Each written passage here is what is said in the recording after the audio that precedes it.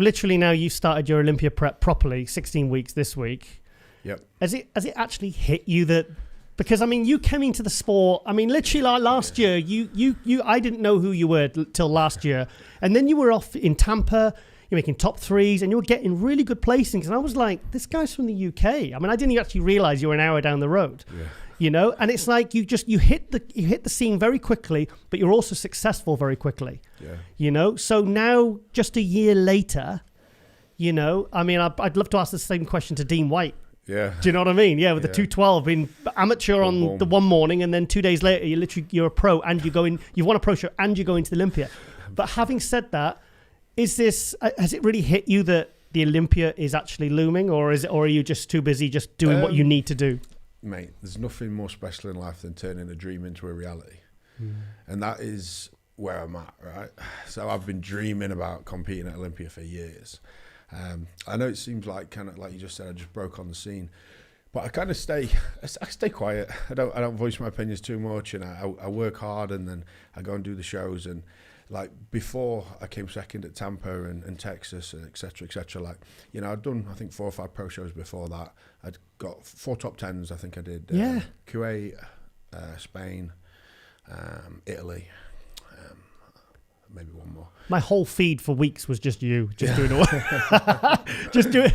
I think on your Instagram it was just your front lat spread about 50 times a day, and then it was, because you like your front lat spread. I mean that is an impressive bloody pose, by the way.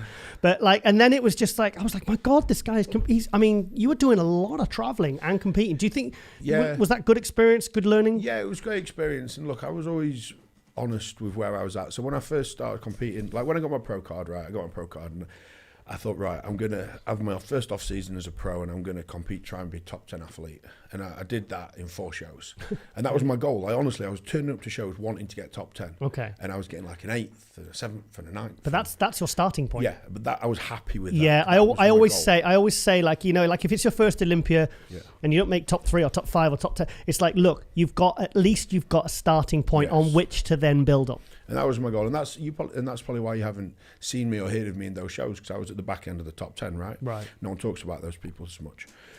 And then as I progressed on my next season, I was like, right, I'm going for top 5s this year. Anything below top 5, I'm unhappy with. And I got the second in Tampa, etc. And that's probably when I started to get noticed a little bit more, because you came up on my radar then. Yeah, and I think on quite a few people's radar.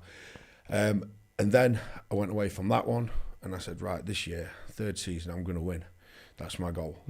You know, I did that. And it's been a long time in the making, but my dream was to compete at Olympia. So to answer your original question, which is now my reality, right? Yeah. So I'm going to compete at Olympia in 16 weeks. It's booked. Flights are booked. Hotels booked. It's all good to go. Has it sunk in? Yeah, I'm very aware of it, 100%.